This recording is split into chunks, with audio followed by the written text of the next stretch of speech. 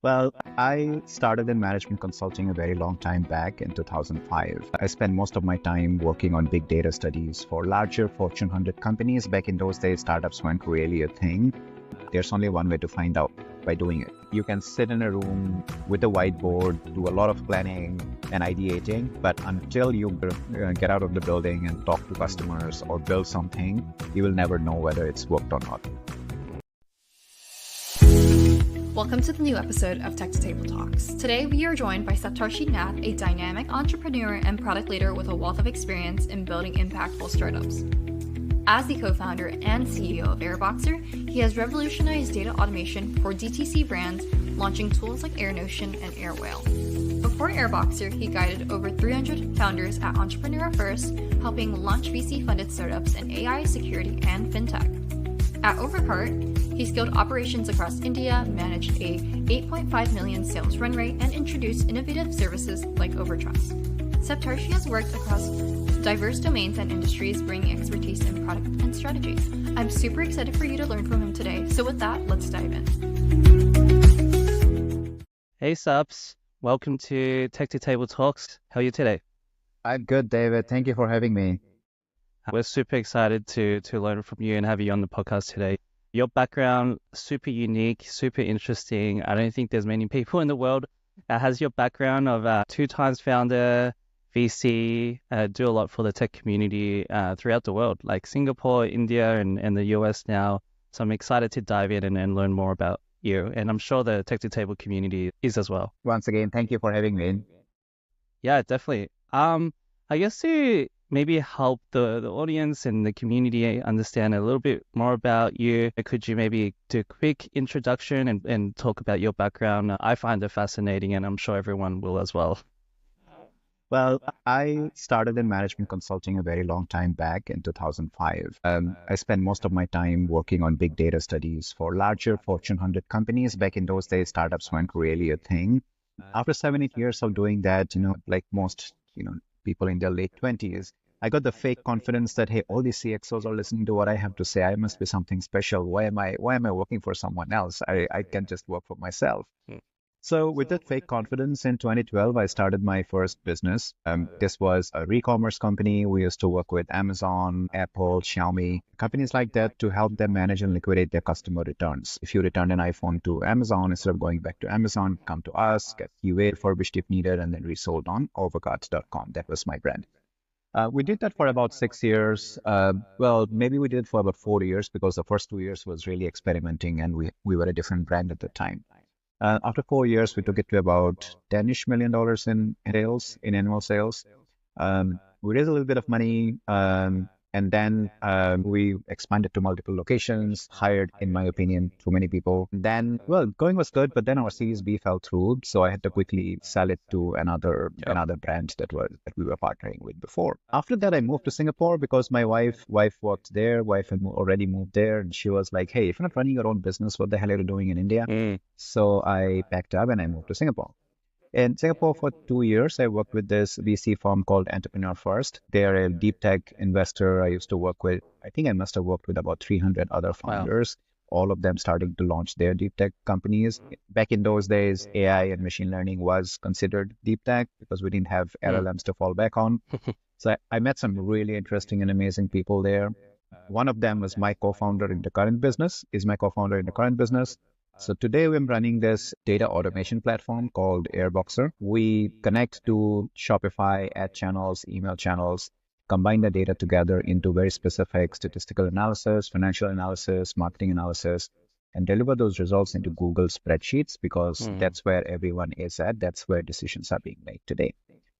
So yeah, that's my story. Outside of work, I try to go running, cycling, or play the guitars.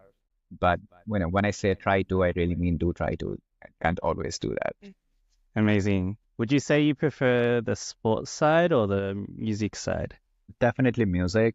Yeah. But, I'm in my early 40s now. I have to pay some more attention to the sports side as well. The fitness. Amazing. Well, Sabs, thank you for sharing that. That's incredible.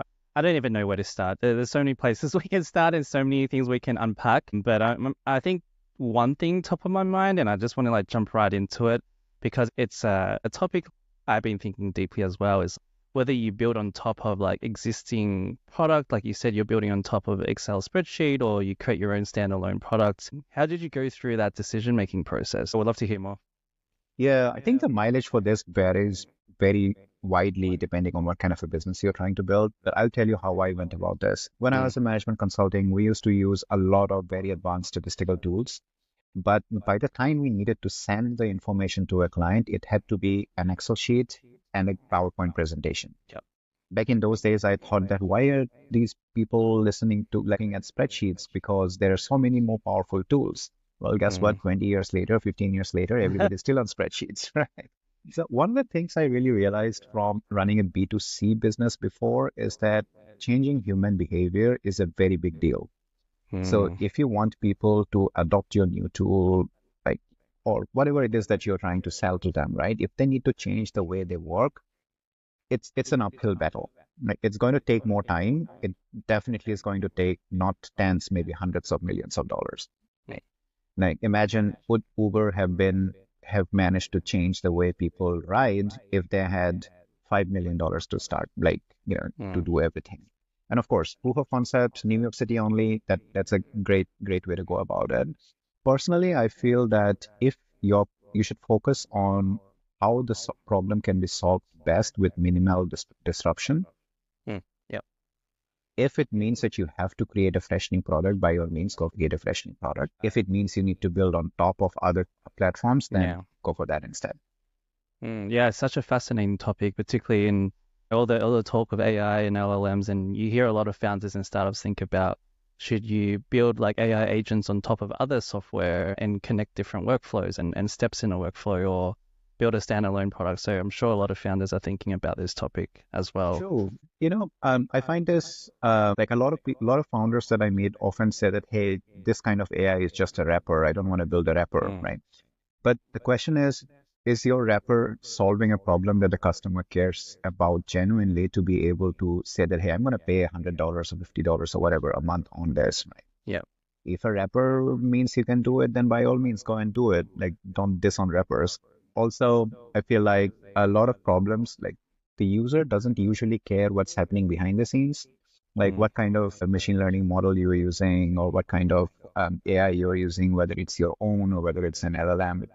The user doesn't care at all about that. yeah. So you shouldn't either. You should focus on solving the problem instead. Yeah. Value delivered. I totally agree with that. And I do want to double click on there's some companies in the world that have obviously built their own standalone product. Like I know we just met a few weeks ago at a co-working space, and Notion was a sponsor that day. And Notion is a very inspiring product for me. They've built a product from scratch, from the ground up.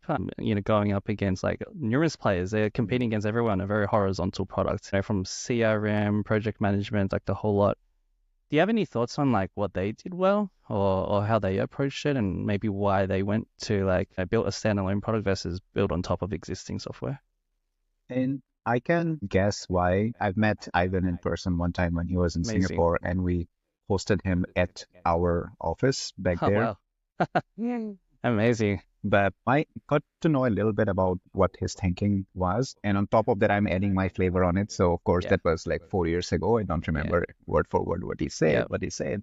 But generally speaking, it seems like the that space, like if you look at Google Docs probably being a close Mm. competitor or comparison to that, Yeah. right? That needed a ground up rebuild.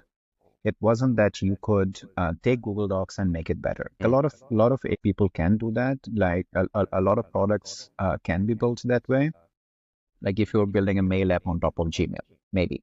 But if you want to do a mail app and then a CRM of some sort, then a database, and then Google Docs and a spreadsheet kind of a thing, then it's probably better to reimagine it from scratch.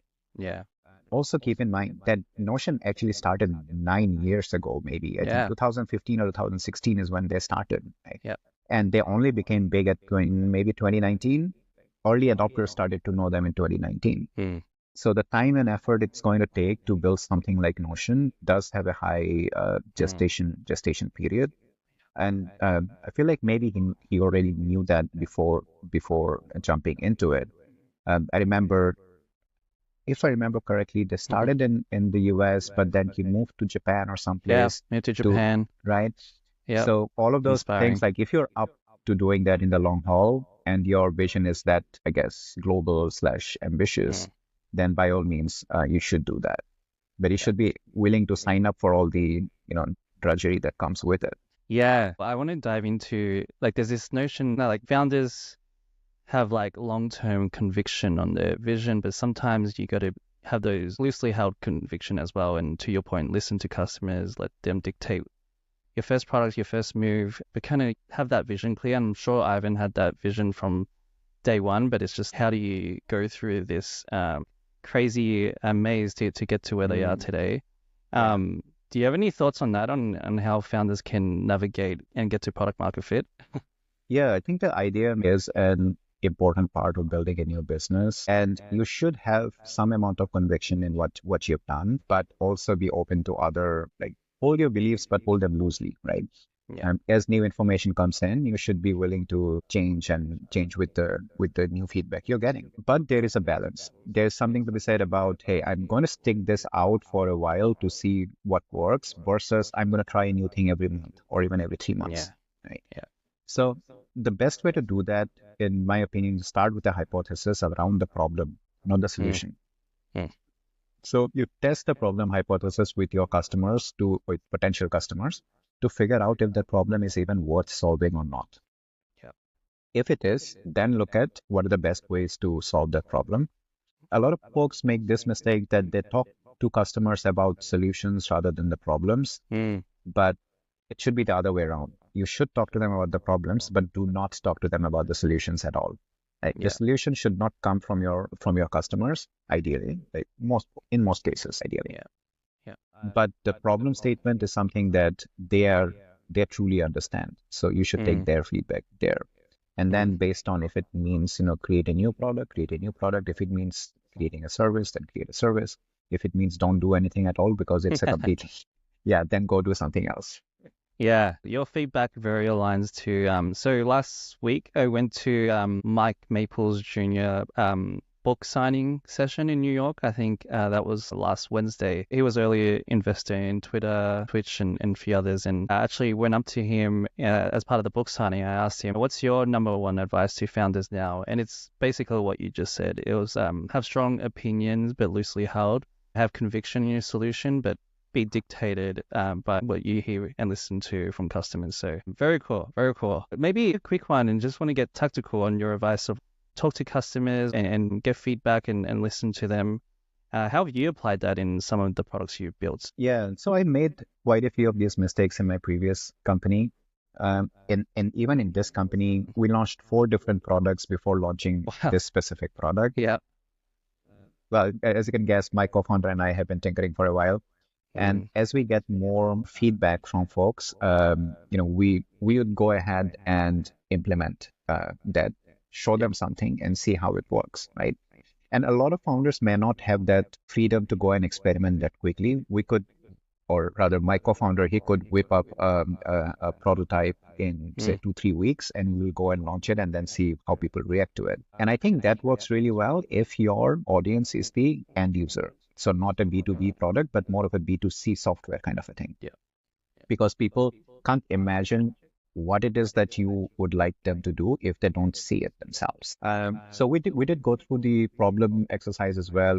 Before we launched or during this time that when we were launching things, we ran a survey with about 1,000 people, as in 1,000 people responded to our survey around their data processes, around their frustrations in using data, like what tools do they use, things like that.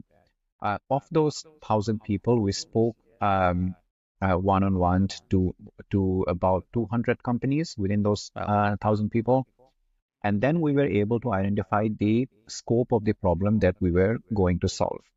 Mm. I think the mistake we made that was in this business, the mistake we made was initially we kept the scope quite wide. Right. But when you are launching a new product, I think it's best to go deeper rather than wide. Yeah. Initially, we launched as a no-code query builder for things like Notion, for Mm. SQL databases, for Mailchimp, things like that. But that was too wide, Yeah. too broad a range. Now we're focused purely on consumer brands. Even within those consumer brands, there are certain kind of consumer brands that work really well with us. So we're niching down much, much more than we would have. But then if we hadn't gone through the previous exercises, we wouldn't even have reached Mm. here. So we Yeah. can't say all the time is wasted either. Yeah. I love that. I always tell my team the goal is like fastest time to learnings, good or bad, it's a learning. And to your point, you're really optimizing for fastest time to get the product in customers' hands, to get genuine feedback, which is really cool. Amazing. Thank you, Saj. I think we can talk on this topic for days, but that was very deep, and I have so many more questions. But I do want to take a pivot because I don't think there is many guests in the world that could, go on the startup journey twice. So you're a second-time founder, like you said earlier. Would love to just unpack this a little bit on like some of your learnings today. What are you doing differently from the first time to now the second time? Yeah, I think a lot of it, I've seen a common trend that a lot of first-time founders build B2C businesses. A lot of second-time founders build B2B businesses. So I'm completely on that train as well. I feel like it's better to have a few customers that truly love you than an entire like country of people who kind of sort of have positive views about you. A few things that I've done a lot of mistakes in my previous company, so I can list a few of them and how we're doing this differently. Yeah, that'll be amazing. Number one is this time I want to keep my team very small, very lean, with literally the best people I can find for that role. We didn't intend, so my current company is completely remote, but we didn't intend to be remote. It was just that there was no option to take an office when COVID struck. So we just became default remote. But one good thing about being remote is you can hire the best people from anywhere in the world, not just within a 10-mile radius. So I'm sold on that. Of course, it needs a lot of internal process setup to support that. It impacts the kind of people that you can hire. A lot of people that are amazing in person might not be that great if it's remote. So our hiring strategies are very different. So learnings, one, have a very small team, and two, do not tolerate C players. It might sound harsh, but basically what I've seen is if you put a A player and a C player together, you don't get an average of the two. The C player does not become an A player. What happens is the A player becomes a C player. Everyone in your team should know that they have a bar to meet for their own teams. And anyone who doesn't meet that bar, you find something else for them, maybe in another team, or maybe you have to let them go. Yeah. But as managers or as CXOs, we don't always realize this, but everyone in the team knows how well everybody else is performing. And the fact that you are keeping someone who's not performing up to the mark in your team sends the signal that you are okay with low performance. And then everyone who's actually a high performer, they feel disrespected. They don't feel like, okay, I mean, if I'm getting paid similar money for someone who does 1/10 my work, then why am I here? Right? And the best people in the team, in the company, actually have options to go and find other good roles. Right? So eventually you'll be stuck with a whole lot of C players, but very few A players. It sounds harsh in a way, but then if you're building a high performance culture, that's very core to it. Wow. Yeah. You landed on a principle that I love how I run my teams. And culture is such an important topic. I think for me, how I run my product teams and the teams I previously led, you got to really just create that culture for people to experiment, have fun, work hard, celebrate the wins, no matter how big or small. How do you approach that, like culture, particularly in a remote working environment? I'm sure it hasn't been easy. Is there any specific tactics you implement in the team to create a great culture? I'd love to hear your thoughts. That is a good point. I think I can't say I personally have done an amazing job of it, except making sure that we're hiring the right kind of people that fit into the existing culture of the company. And I think as a company, you only have the liberty as a founder of a company, you only have the liberty to dictate culture until you hire your 100th person. After that, it's out of your hands. You better hope that you hire the right 100 people, because after that, the culture is basically what other people say it is, not what you say it is. It is quite important, I think, to have a few culture carriers in the business. like senior management people, of course, the two or three founders, but also the senior management people who live the culture that you're trying to imbibe, who, apart from the founders, a few set of people who other folks look up to and say, hey, I want to be like him or I want to be like her. Yeah. And that sends more signal about culture than, I don't know, like foosball tables and stuff. I agree. I agree. Yeah, very cool. Back to your first tip of small teams. So there's one thing I've been thinking to myself deeply about is being a founder in 2024 is almost a cheat code. There's like Perplexity, there's all these AI tools that you can use to run a more cost-efficient business and probably like hire less as well, and people can do more with less. With your business and startup, are you using any AI or tools to drive efficiencies with the business? Yeah, definitely. And I can give two examples. One obviously is content and just idea Yeah, generation. That incredible. is a popular way to use it. Also, my co-founder. So one of the things that we do is we create recipes of data analysis. Right, you click a button and something happens behind the scenes, and you get a report that answers your question. About 50% of that work is repetitive. The other 50% is where you need to create from scratch. So what he's done is he's trained LLMs on the basics of how our system works so that we can go and launch a new automation faster. Wow. Now, now that is obviously a much more specific way of doing things than than content and some such. Imagine there's like saving 4 hours of a developer's time is obviously going to be a lot more valuable than saving 4 hours of a content writer's time or some such. Like loads of roles can have different types of impact. Yeah, very cool, very cool. I'm just thinking about like marketing, customer support, all these functions going forward. It'll be very interesting to see how AI is leveraged. Correct. I haven't used this myself, but I'm a big fan of image-based AI like Midjourney, DALL-E. There's a lot of good, interesting companies that have built e-commerce apps for making your dress look better by putting it on virtual models and such, right? Yeah. So I think there's a lot to be done there. They're solving real problems, and honestly, nobody cares if they're rappers or not, as long as it works. Yeah. To your point, delivers value. Thank you for that. Just wanting to move on and go off a bit on a tangent on your unique background of being a VC, being a founder and operator, three very distinct roles in tech. I'm sure there's pros and cons of each, and you've lived and breathed through each one. So would love to hear some of the things you enjoyed about each one, and is there one you kind of love more? Just an open question on your thoughts on this.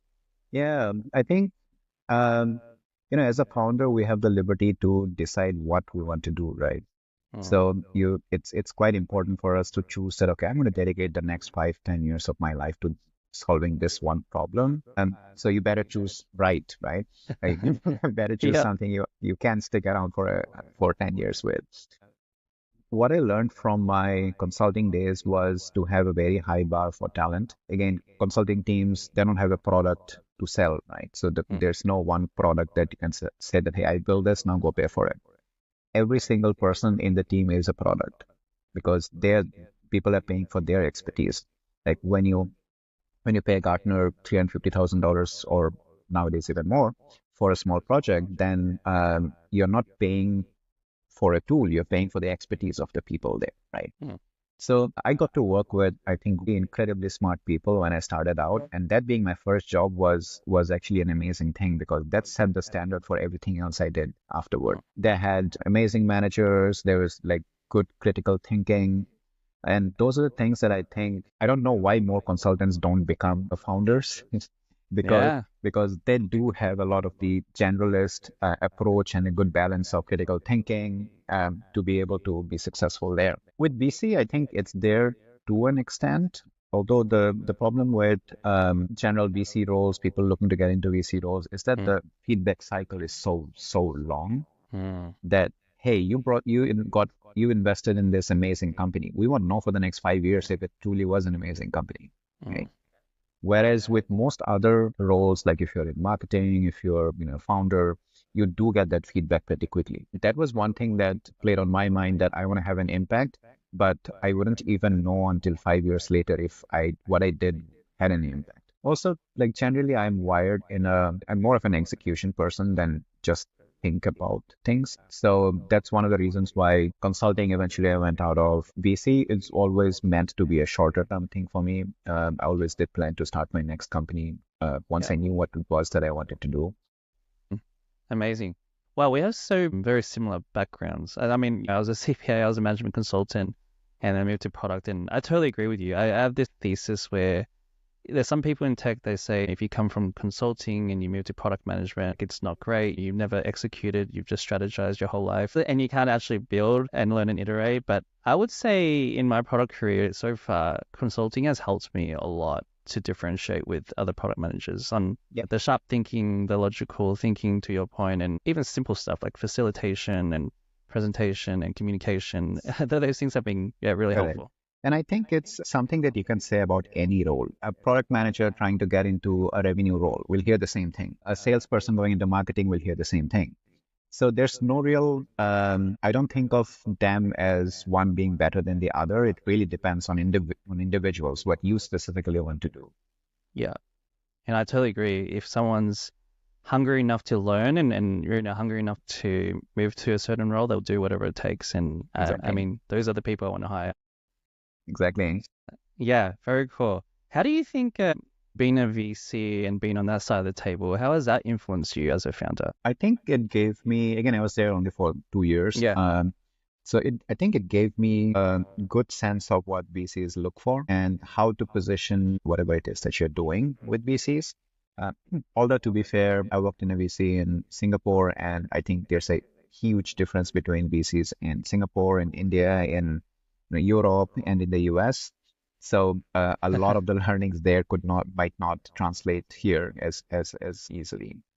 Yeah, I see that too, growing up in Australia and being in the space for over 10 years. And, how I tell my friends and my network comparing VC space in Australia 10 years ago to US, it's so hard to even get a meeting with VCs in Australia. There's only a handful.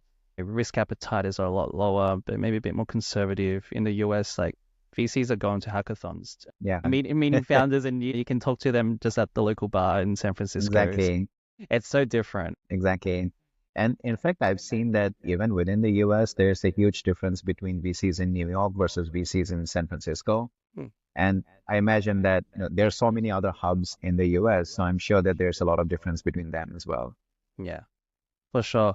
I do have to ask you, with your consulting background, it's a space I've been thinking deeply about on how, the role of a consultant will change over the next 5 to 10 years, how professional service will change. And you've been there, done that. We both have. Have you thought deeply on this, on how that will evolve? And, previously, we all know these consulting firms like hire a lot of talent. And any comments on that? Yeah. Um, Not specific to consulting because it has been over 10 years since I, was a consultant. But in general, for professional services firms, I think AI will make will help them with the critical thinking, with creative thinking than what it used to be before. Yeah. Which also means that the mid-tier of B players in consulting will go away, in professional services will go away, because it depends more now on how well do you adopt external tools, right? It depends now on are you able to ask the right questions, right? Because the answers are all out there. You just need to make sure that you're asking the right question to be able to get to the right answer. Yeah. And people who are not that great at, like consultants who are not that great at critical thinking or asking the right questions, all of those people, I think their jobs will be in danger. But A players in any industry have never had any problem at all. I don't see how they will be impacted. I don't think they will be impacted. I do think there is a risk that a lot of companies clients who employ consultants might feel that, hey, why do I need a consultant for? I can just chat GPT this. Yeah. And that, I think, is a risk, not so much to the consulting industry as it is to the clients. Because no AI can understand your business as much as you do, as much as a consultant is willing to go into it. because even if you feed the same data into ChatGPT or an AI model, it's not going to give you the exact same thing that the same thing that you Mm. need. Yeah. That makes so much sense. It's such a fascinating topic on the future of work and all that. But that's probably another 2 hour podcast another time in episode 2. And maybe just going on another topic. I think you mentioned to me previously, you've been spending a lot of time breaking up your time in India and US, Singapore, literally Mr. Worldwide. And incredible. Like I'm sure you've learned a lot, seen a lot of differences in culture, differences in the tech community and tech space as well. Any thoughts on that? Like being a builder or founder, or just being in tech in these different countries, like pros and cons, just some general thoughts. Yeah, I feel like the startup cultures in India and US are somewhat similar in the sense there are existing communities you can get into. People are really helpful. You talk to one person, they will introduce you to two other people who will introduce you to other people. And then there's this, so you become a part of the community pretty quickly. I found this bit missing when I moved to Singapore. I had the good luck of actually joining a VC, which allowed me to go and meet so many other founders. One of the things I did back then, just as I was about to quit, was create a community of Southeast Asian founders. We started with just Singapore, and then we added, we just opened it up to everyone else Nice. in that region. I think now we have about just over 1,000 founders and operators in that community. And I feel like that is what sets apart, not specifically that community, but the fact that there is a community is what sets apart a good startup hub. And eventually, as you see more exits, which has obviously happened a lot more in the US than elsewhere, as you see more exits, you'll find more successful founders willing to give back to the community, do angel investments, start new companies, hire the Yeah. best people. And that has a positive effect that lasts for decades. Yeah, Not every country is quite there yet, but I think after the US, my experience has been that India, especially Bangalore, for sure. is on the way there. I've also heard great things about Turkey, a lot of other countries who have built Yeah. a good environment like that. Yeah. Wow, we're such on the same page. Yeah, I've been talking to friends still in Australia, and they've been telling me about the startup ecosystem now, and they're like at this, basically I'm calling the second cycle of the Canvas of the world, Atlassian, like a few successful Australian tech companies. And to your point, a lot of the ex-operators in these companies are starting their own company, their own startup, and even the VC space. Now they're raising larger funds to fund and seed the next generation of startups. So it's that ever going like cycles, which is amazing to see. Yeah. Very cool. I do want to unpack the community aspect a bit. I know you're a community builder as well, and that's everything you just said is basically why I started Tech to Table myself. I believe everyone's kind of better together in this space. Whether you're a founder, investor, operator, you have personal goals and ambitions, and why not bring people together over a casual environment and just kind of help each other and support each other out. There's a lot of learnings. And it's not like we chose the easy route in life to be a founder. So it could be lonely, and all the support, from founders is incredible. So yeah, we'd love to hear more about the community you built, SG Founders, right? Yeah, the website's called Founders SG. It started out as a Singaporean founders group community, but slowly we started getting a lot of inbound from people in Malaysia, Nice. Indonesia, some India. Then we just decided that, hey, as long as you're a founder, founder or Perfect. operator, you can join. One thing for better or worse that we've done is make it a VC free zone, because because you do need founders to be very honest with each other Open. about problems they're facing, and they can't do that if there are VCs in that community. They basically won't be able to do that. But generally, yeah, that's been. I don't actively drive conversation there as much as I would like to now that I'm running my own company as well. Hmm. But we have maybe 4 or 5 people who are kind of champions slash ambassadors who keep on, Nice. who are much more active there. That has helped a lot. Yeah. Ah, very cool. I'm picturing this like private founder Slack channel where people have to apply to go in, and then there's filtering process. Correct, correct. Very We cool. don't ask too many questions upfront, but we do ask for their LinkedIn profile. And then we'd go in and see what are they posting about, what are they saying, just to make sure that they're not a VC or Yeah, a professional angel investor. makes Um, sense. of course, there's a lot of angel investors in the group as well, just because they're also founders, Yeah, which is which is perfectly fine. fine. Yeah, makes sense. All right, want to move to the last topic before we close us out. We're approaching time, and I know you're in a rush, and we can probably talk for hours and hours. But yeah, since your company is in the D2C e-com space, you're definitely an expert in this area, and I don't think many others in the world can talk as deeply as you can on this topic. What trends are you seeing in e-commerce, the future of D2C? Any insights you can share to the community that people may not be as knowledgeable about? Yeah, I think two main things. One, that up until maybe a year into COVID, e-commerce was a big space for VCs to invest in. And therefore, a lot of brands never really focused on their bottom line. They focused on growth, they focused on top line revenues, things like that. Never really focused on literally just making money. And Mm, I think that has changed significantly in the last 2 years. We've been working with brands who, earlier the conversation was all around return on ad spend. If we spend $100, how much more did we make in sales? Just the top yep, line sales. yep, Now the focus is moving more toward, are we selling profitably or not? If I spend $100 and I sell worth 150, it's not, I'm probably not making any money because my costs are 50% and therefore I'm making 75 and acquiring that customer for 100. And now it's become more popular to talk about profitability, to focus the entire business toward hitting profitability. There's a lot less, the team sizes are smaller now than they used to be 4 or 5 years ago. So all of those are good signs and probably signs of a maturing industry as well. The other thing I feel is like we call it DTC, but eventually it's all retail, right? You're building a brand, you're mm, selling, you should be selling online, you should be selling offline, you should be yeah, selling on Amazon, you should be selling it anywhere where you get sales.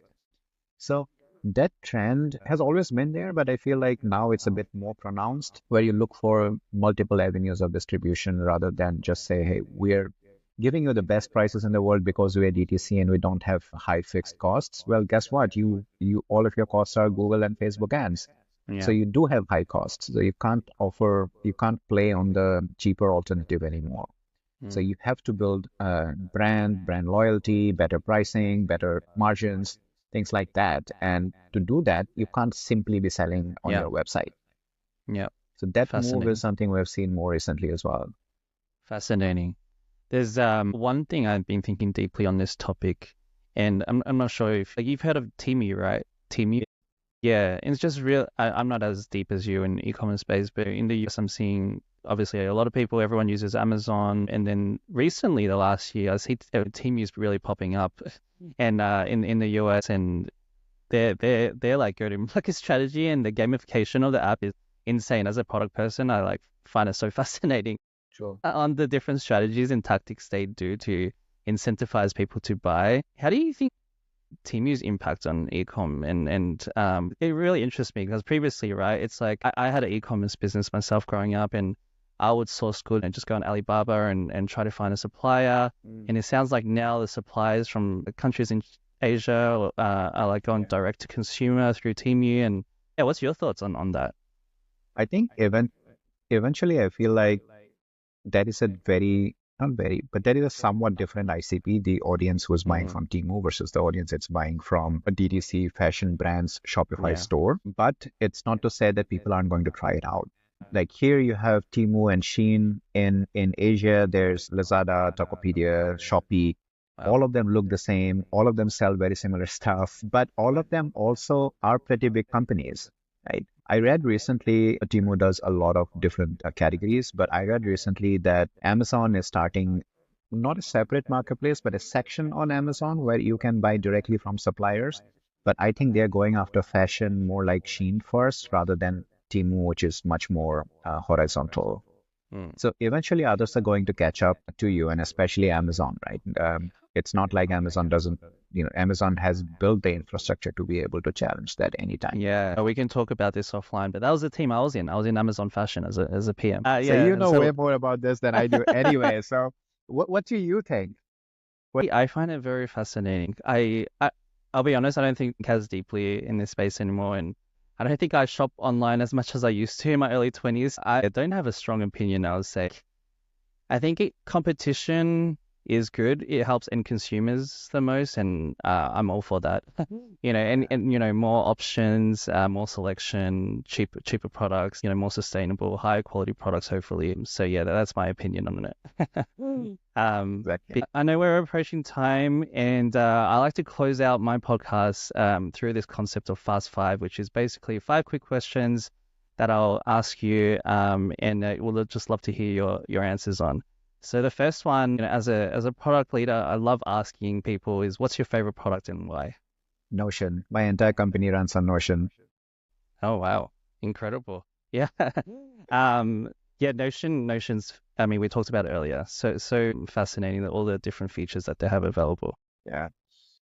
And then obviously with Tech to Table, our first product has been bringing people together over dinners. Who would you want to have dinner with if you can have dinner with anyone? Okay. I was thinking about who I would like to have dinner with. Well, I would rather not have dinner with a successful business person, which, it's kind of counterintuitive, Hmm. but when it comes to dinner, I want to have with an interesting person who ideally Mm. has nothing much to do with, my space or startups in Yeah. general. One person I really, really admire, unfortunately, I can't have dinner with him anymore, Isaac Asimov. He is a science fiction writer from, Wow. I guess, quite some time back. And he has written some of the most amazing sci-fi books I've ever written. So I would have loved to have dinner with him to understand how he thinks, how he arrives at these things. He has this really amazing way of writing world building literature that goes tens, hundreds of thousands of years in the future to imagine what that future is going to look like. Wow. And yeah, Incredible. I read his books growing up. Foundation series is his most popular one. And recently I reread the entire Foundation series and I get so inspired by his Mm. writing. I have to ask you, I can't stop there here, but like, where would you take Isaac to dinner? Is it a cuisine, a restaurant, your favorite food? I think if I'm having dinner with Isaac Asimov, the cuisine is the least of my worries. But yeah, I like a lot of like Middle Eastern cuisine, Asian Mm. cuisine, Spanish, obviously. So probably one of those, yeah. Okay. Great choices. Next question. I mean, you've had an incredible journey. I'm super inspired by your journey. If people wanted to kind of follow your journey and your pathway with your career, what advice would you give them? I think people who are thinking of starting their first business, I would suggest that, and they have a job, let's say not straight out of college. Well, if you are still in college and you want to start a company, I would suggest very strongly that you go and join a professional company first, Hmm. not necessarily a startup, because startups are chaotic. You learn on the job fine, but you also don't want to give up on startups altogether because your first few experiences with startups was not good. Right? So you should join a professional company that is known for innovation. You could learn a lot, and not be a cog in the wheel. So Yeah. be part of a small team in a professional big company. At the same time, when you know if you realize that, okay, you know what, I love this job and all, but I do want to have a bigger impact. I want to start my own thing. Start thinking about that, working on that while you're still in the job. Start talking to customers, potential customers, start talking to others to figure out what you should be building, what problem is worth solving for, whether you can dedicate the next 10 years of your life to solving that problem. And only then take the leap of quitting and starting a new thing. By the time you quit, it should be because your new product is doing so well that it needs your 100% into it. Yeah. Yeah, there's definitely something with de-risking situations. Correct. Yeah, no, I love that theme. Fun question, but thinking ahead and about the future, what are you most excited about? Whether it's tech industry or DTC, e-commerce, your areas of expertise. It's just a general question. Yeah, I'm actually very, very excited about all the innovation in AI recently, but uh, I'm also afraid that it could turn out to be another of the Web3 NFT kind of scenario. Hmm. A lot of these companies, I think 2 years, 3 years from now, we will see some really amazing AI companies come out. But right now, it's such a mishmash of companies trying to do too much or too little, or not really solving a problem, or trying to solve something, starting with the product and then thinking that, okay, what problem can we solve with this product? I want to build something in AI. Now let's look for problems to solve. It Hmm. should be the other way around. So I think I'm seeing a lot of these mistakes also happen with AI companies. We've seen this with crypto, with Web3 before as well. And I hope that this won't be something that is perennial, that's a perennial problem with AI, and that we Yeah. can hopefully see some massive companies come up. Agreed. Agreed. Big plus one. Let's just have, yeah, we've been in the space in crypto, I know, for a while as well. So this one feels different so far, but Yeah. let's see.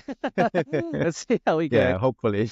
But still early. Last question. I love learning about people and, what keeps them driven. So, what's your favorite quote or mantra you live by, day to I'm sure somebody said this before and it's a quote, but basically I live by the mantra that there's only one way to find out, by doing it. You can sit in a room with a whiteboard, do a lot of planning, and ideating, but until you get out of the building and talk to Mm, customers or build something, you will never know whether it's worked or not. mm. So it's better to try and fail than, just ideate in your own bubble. Yeah. I mean, that also applies not in tech related things. True. Kind of live a life with no regret. I totally agree. I, True. I, I have a very similar quote and mantra as well. Subs, thank you so much for your time. It's been 50 minutes of incredible insights, and I know the audience and the community is going to get so much value from listening to this. So thank you so much. Thank you so much for having me, David. This was a very cool conversation. Yep, I'll have to have you back next time, but we'll talk soon. Have a great rest of your day. Thank you so much, David. Have a Thanks, good day everyone. ahead. Bye. Thank you. Thank you for listening to another serving of Tech to Table Talks. We hope you enjoyed today's episode. If you found the podcast valuable and entertaining, please support us by subscribing to our Spotify, Apple Podcasts, and YouTube channels. Please also give us a rating or leave a review to help us reach more listeners. Until next time, we'll see you in the next episode and also at a table near you.